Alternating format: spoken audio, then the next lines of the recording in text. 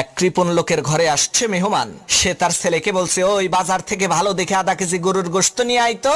ছেলে গোশত আনতে চলে গেল, কিছুক্ষণ পর খালি হাতে ফিরে আসলো। সেই কৃপণ লোকটি বলল, কিরে গোশত কোথায়? তখন ছেলেটি বলল, বাবা আমি বাজারে যেয়ে কসাইকে বলছি ভালো দেখে আধা কেজি গোশত দেন। কসাই বলল, আপনারে এমন গোশত দিমু খাইলে মনে হবে মাখন খাইতেছেন।